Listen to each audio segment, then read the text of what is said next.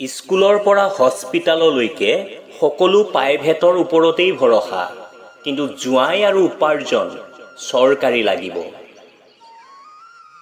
নাজানো আমাৰ দেশ কি দৌৰত গৈ আছে, য'ত এক্টৰে গুটখা খাবলৈ কয় আৰু ক্ৰিকেটাৰে জুৱা খেলিবলৈ। গতিকে বাকীখিনি নিজে ভাবক। টকাৰ কাৰণে বহুতকে পঢ়া শুনা ত্যাগ কৰা দেখিছোঁ, কিন্তু টকাৰ কাৰণে বিড়ি, চিগাৰেট, গুটখা, মদ ভাং এইবিলাক এৰা আজিলৈকে কাকো দেখা নাই। যেতিয়া মানুহৰ বেয়া সময় চলে তেতিয়া মানুহে হাত নধৰে, ভুল ধৰে। আপোনালোকৰ বাৰু মনত আছেনে? হাতৰ আখৰ ভাল কৰিবলৈ বিচাৰিয়েই গোটেই লৰালিকাল পাৰ হৈছিল, আৰু এতিয়া জীৱনটো কীবোৰ্ডত আবদ্ধ হ'ল। জীৱনত দুই ধৰণৰ মানুহে জীৱনক নতুন দিশ দিয়ে। এক হ'ল সেইসকল লোক যিয়ে সুযোগ দিয়ে, আৰু দ্বিতীয় হ'ল সেইসকল লোক যিয়ে প্ৰতাৰণা কৰে। বহুত কষ্ট হয় তেতিয়া, যেতিয়া আপুনি কাৰোবাক অন্ধৰ দৰে বিশ্বাস কৰাৰ পিছতো যিজনে আপোনাক সঁচাকৈ প্ৰমাণ কৰি দেখুৱায় যে আপুনি সঁচাকৈয়ে অন্ধ আছিল। ৰাজনীতিত যদি সম্পৰ্ক হয় বহুত ভাল কথা, কিন্তু সম্পৰ্কত যদি ৰাজনীতি হয় সেইটো বহুত বেয়া কথা। ঘৰৰ ভিতৰত হিয়া ধাকুৰি কান্দি ল'ব, কিন্তু দুৱাৰ সদায় হাঁহি খুলিব, কিয়নো মানুহে যেতিয়া গম পাব যে আপুনি ভিতৰৰ পৰা ভাঙি পৰিছে, তেতিয়া আপোনাক লুটিব। বহুত মতলবী বুলি ধৰা দিয়ে সেইসকল লোকে যাক আমি নিসংকোচে, বিনা স্বাৰ্থত, বিনা চৰ্তত সকলো এৰি দিছিলোঁ। যিসকলে সুখ নাপায়, জীৱনে নিশ্চিতভাৱে তেওঁলোকক অভিজ্ঞতা দিয়ে। বন্ধুসকল, আমি এটা বিষ হোৱা উচিত। গোটেই পৃথিৱীখন মূৰৰ বিষ হ'বলৈ সদায় সাজু থাকে। পিঠি সদায় শক্তিশালী কৰি ৰাখিব, কিয়নো চাবাচি আৰু প্ৰতাৰণা সদায় পিছফালৰ পৰাই আহে। বহুত শক্তিশালী হৈ যায় সেইসকল মানুহ যি ভিতৰৰ পৰা ভাঙি পৰে। ভৰসা নাই নেকি মোৰ ওপৰত? এনেকৈ কৈ বহু লোকেই নিৰীহ লোকক প্ৰতাৰণা কৰি থৈ যায়। গিলাচ ভাঙিলে বা সিঁচৰিত হৈ গ'লেই ভাল, কাৰণ হাতবোৰে জীয়াই থাকিবলৈও নিদিয়ে আৰু মৰিবলৈও নিদিয়ে। কিছুমান কথা তেতিয়ালৈকে বুজা নাযায় যেতিয়ালৈকে নিজৰ ওপৰত নহয়। মানুহে কোনোবা আঁতৰি গ'লে যিমান দুখ পায়, তাতোতকৈ বেছি দুখ পায় কোনোবা কাষত থাকিও দূৰত্ব বনাই ল'লে। ভুলত থাকি নিজকে শুদ্ধ প্ৰমাণিত কৰা ইমান সহজ নহয়, যিমান শুদ্ধত থাকি নিজকে শুদ্ধ প্ৰমাণ কৰাত হয়। আবেদনে কেতিয়াও লগ নেৰে আৰু বোৱাৰীয়ে কেতিয়াও পিছ নেৰে। যিটো দিব সেইটোৱে উভতি আহিব, লাগিলে সেয়া মৰম হওক, সুখ হওক, শান্তি হওক, নাইবা প্ৰতাৰণা। ভৰা পকেটে আপোনাক বহুত বেয়া ৰাস্তালৈ নিব পাৰে, আৰু খালী পকেটে আপোনাক বহুত কথাই শিকাব। হেলনীয়া ডিঙিৰে অচিনাকিৰ লগত মোবাইলত সম্পৰ্ক কৰিব পাৰি, গতিকে বাস্তৱত সম্পৰ্কত শিৰ নত কৰাত আপত্তি কিহৰ? যাক আপুনি সুখী দেখিবলৈ বিচাৰিছে ইয়াতে সুখ দিয়ক, কিয়নো তাজমহল সংসাৰখনে দেখিছে, মমতাজে নহয়। সময় আৰু ধনৰ মাজত থকা আটাইতকৈ ডাঙৰ পাৰ্থক্যটো হ'ল আপোনাৰ প্ৰতিটো সময়তে মনত থাকে যে আপোনাৰ হাতত কিমান ধন আছে, কিন্তু আপুনি কেতিয়াও এইটো নাজানে যে আপোনাৰ হাতত কিমান সময় আছে। বন্ধুসকল, আপোনালোকে জানেনে ভগৱানে আমাৰ আহি থকা কালিক কিয় লুকুৱাই ৰাখে? শুনক, যদি আমি প্ৰথমৰ পৰাই সকলো জানো, তেতিয়া পোৱাৰ সুখ, হেৰুৱাৰ দুখ, জয়ী হোৱাৰ আনন্দ আৰু পৰাজয়ৰ পৰা পোৱা শিক্ষা কেনেকৈ পাম? তেখেতে কালিক এই কাৰণেই লুকাই ৰাখে যাতে আমি আজি সুন্দৰ কৰিবলৈ বহুত যত্ন কৰোঁ আৰু এই যত্নই আমাক এজন সফল ব্যক্তি হোৱাত সহায় কৰে। জীৱনত শিকিবলৈ দুটা ৰাস্তা আছে। এটা হ'ল নিজৰ ভুলৰ পৰা শিকা আৰু আনটো হ'ল আনৰ ভুলৰ পৰা শিকা।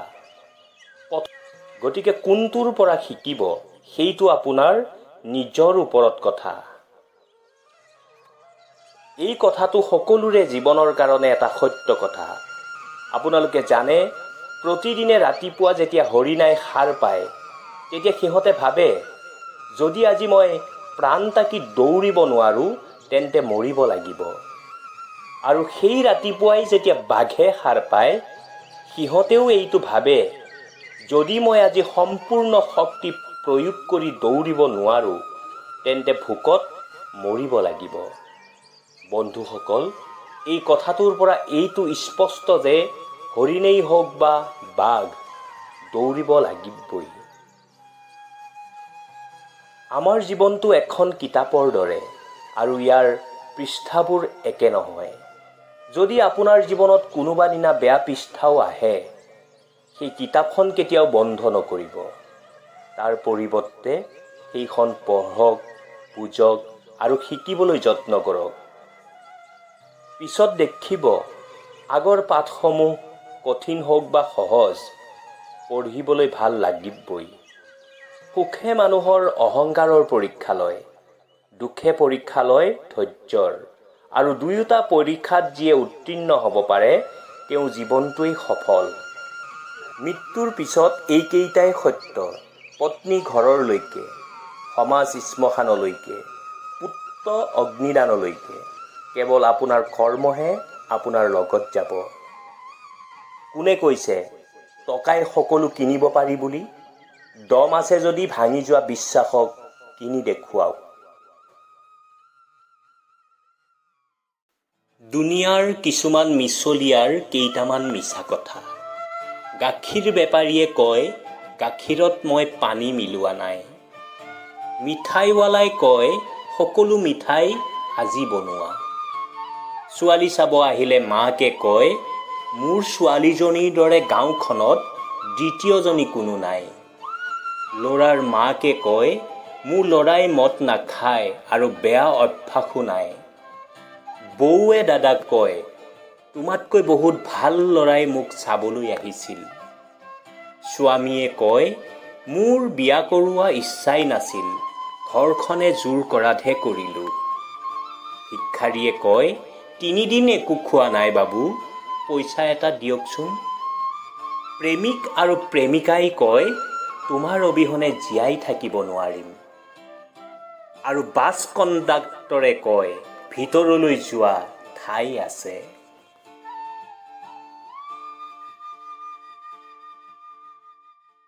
আনক দুখ আৰু কষ্ট দি কিছু লোক বহুত সুখী হয়, কিন্তু এইটোও তিতা সত্য যে দুখ পোৱাজনে যদি দুখ সহ্য কৰিব পাৰে তেন্তে দুখ দিয়াজন কিন্তু মূল্যহীন হৈ যায়। ছোৱালীবোৰে ক'ব বিচাৰে মাক দেউতাকৰ দায়িত্ব যদি তেওঁলোকক দিয়া হয় তেন্তে দেশত বৃদ্ধাশ্ৰম নোহোৱা হ'ব। কিন্তু তাৰ ওপৰত নিৰ্ভৰ কৰিয়েই ক'ব বিচাৰিছোঁ নিজৰ শাহু শহুৰক যদি মা দেউতা বুলি মানি লয় দেশত কিয় গোটেই পৃথিৱীতে বৃদ্ধাশ্ৰম নোহোৱা হ'ব। ব্লাড বেংকেই এনেকুৱা এখন ঠাই য'ত জেনেৰেল, ST, SC, হিন্দু, মুছলিম আদি জাত আৰু ধৰ্মৰ বিষয়ে কোনো নুসুধে। সেয়ে ক'ব বিচাৰিছোঁ পৃথিৱীৰ সকলো মানৱতা যেন তাতেই লুকাই আছে। এই কথাটো মানি চলিব। ভুল কৰাটো প্ৰকৃতি আৰু মানি লোৱাটো সংস্কৃতি, আৰু ভুল শুধৰণি কৰাটো আমাৰ প্ৰগতি। কি আচৰিত কথা নহয়নে? এটা আপেল সৰি পৰা দেখিয়েই নিউটনে মাধ্যাকৰ্ষণ শক্তি আৱিষ্কাৰ কৰিছিল। ইয়াত মানুহ সদায় পৰি আছে, কিন্তু কোনো মানৱতা বিচাৰি ল'ব পৰা নাই। প্ৰশ্ন যদি কিতাপত থাকে উত্তৰো কিতাপতেই থাকিব।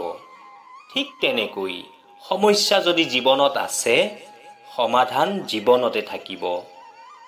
বেমাৰ যদি শৰীৰত থাকে, চিকিৎসাও শৰীৰতে হ'ব। এইটো আপোনাৰ ওপৰত নিৰ্ভৰ কৰিব যে আপুনি কেনেদৰে মানি ল'ব। জীৱনৰ এটা চিধা কথা, নিজৰ হিচাপে জীয়াই থাকা, আনৰ মতে নহয়, কিয়নো মানুহ যিকোনো পৰিস্থিতিতে বদলি যায়। অপমানৰ প্ৰতিশোধ কাজিয়া কৰি নহয়, সন্মুখৰ ব্যক্তিজনতকৈ সফল হৈহে লোৱা যায়। দিয়া আৰম্ভ কৰক, অহাৰ আৰম্ভ কৰিব। সন্মান আৰু টকা দুয়োটাই। নিসংগতা তেতিয়া অনুভৱ নহয় যেতিয়া মানুহ এজন অকলশৰীয়া হয়। নিসংগতা তেতিয়াহে অনুভৱ হয় যেতিয়া কোনো গুৰুত্ব নিদিয়া হয়। মানুহ কেতিয়া শক্তিশালী হয় জানে? যেতিয়া জীৱনলৈ আঘাতৰ উপৰি আঘাত আহে, সমস্যাৰ উপৰি সমস্যা আহে, তেতিয়া। কৃতকাৰ্যতাই কিন্তু মানুহক কমফৰ্ট জোনলৈহে লৈ যায়। কথাষাৰ মনত ৰাখিব। এগৰাকী ভাল পত্নীক তলত দিয়া কৰ্মৰ দ্বাৰা চিনিব পৰা যায়। যিয়ে পতিক পুৱা ভাগত নিজৰ মাকৰ দৰে সেৱা কৰে, দিনত এগৰাকী ভনীৰ দৰে মৰম কৰে আৰু ৰাতি এগৰাকী বেশ্যাৰ দৰে পতিক সন্তুষ্ট কৰে। সুখী জীৱন বিচাৰিছে যদি এই তিনিটা কথা সদায় পালন কৰিব। ১ নম্বৰ, কেতিয়াও অধিক সুখী হৈ থকাৰ সময়ত কাকো কথা নিদিব। ৰজা দশৰথে অধিক সুখত কৈকেয়ীক কথা দি কি হৈছিল আমি প্ৰত্যেকে জানো। ২ নম্বৰত, বেছি খং উঠিছে যদি উত্তৰ নিদিব, কেৱল নীৰৱতা অৱলম্বন কৰক। দুখী হৈ থকাৰ সময়ত কেতিয়াও সিদ্ধান্ত নল'ব। এনে সময়ত লোৱাৰ সিদ্ধান্তৰ বাবেই মানুহে আত্মহত্যা পৰ্যন্ত পথ বাছি লয়। মানুহে আপোনাক এই তিনিটা কথাৰ কাৰণে নিচ দেখায়। ১ নম্বৰত, যেতিয়া আপুনি কাৰোবাৰ সকলো কথাতে হয় ভৰ দি সকলো সময়তে লগত থাকে। ২ নম্বৰত, সকলো সময়তে যেতিয়া আপুনি কাৰোবাৰ বাবে উপলব্ধ হৈ থাকিব। ৩ নম্বৰত, যেতিয়া কোনোবাই ভাও দেখালেও আপুনি যদি ওচৰলৈ যায়, তেতিয়া। তোমাৰ ফটোত কিমান লাইক আহিছে সেইটো আচল কথা নহয়। আচল কথা তুমি নিজকে কিমান লাইক কৰা।